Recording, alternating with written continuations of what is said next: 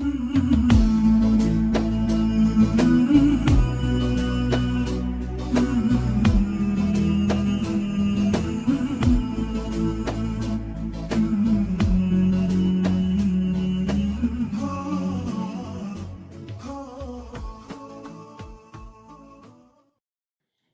عندي 400 جرام فارينة، خذيت أقل شوي مرتل.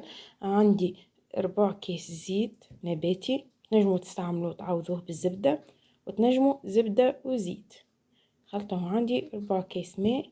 هنا باش نستعمل ماء ورد، تنجموا تستعملوا العطرشية. باش ناخذ عظمة، وهنا مغرفة صغيرة خميرة مرتبات، هنا رشة ملح، وعندي سكر فاني. تويكا نبداو بالمراحل. ناخذ الخميرة ورشة الملح والسكر فاني، نحطو الزيت ونبسسوها بالزيت.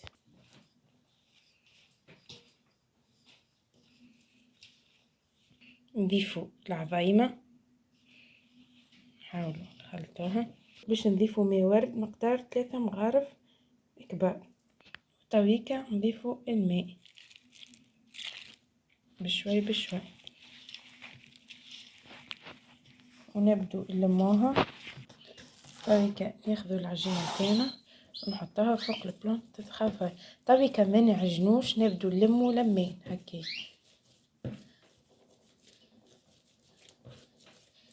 هكايا. نجيبو العجينة هكا ونبدو نلمو فيها لمين لين تطرى. شو كيفاش غير ما نعجنوها نلموها. ديما الحاجات التابعة لحلو ما يتعجنش، يتلم لمين.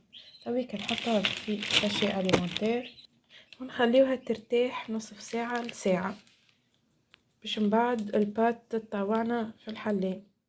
هنا حطيت نشا، من المستحسن انكم تحطوا نشا مش الفارينة باش ما تلصقش البات نتاعكم. حطيت البات، ضفت لها نشا، حليتها بالقلقال على شكل مستطيل، ومن بعديك باش نقصها منظمة على شكل مربعات، وباش نحط في كل مربع نشكلها على 4 خطوط في الوسط، وناخذو على طرف العجينة هكا، ناخذو شيرة مخالفة بشيرة، وبعديك ندخلو الطرف متاع كعبة الكريوج ونشكلوها بالطريقة هذه. كل واحد كيفاش يحب ياخذ الشكل متاعها.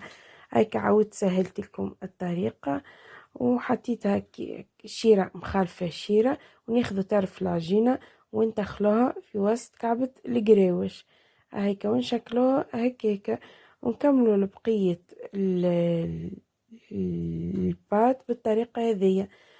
وهيك هنا الذي اللي فضلت لنا في الاخر، وباش ننظموها ونعملوها بالطريقة كما السبق اللي قلتها لكم، مستطيل ومن بعديك مربعات، ومن بعديك باش نعملوا 4 خطوط 5 خطوط، كل واحد كيفاش يحبها. نجموا تعملوها كعبات صغار كعبات كبار، وانتم وكيما تحبوا.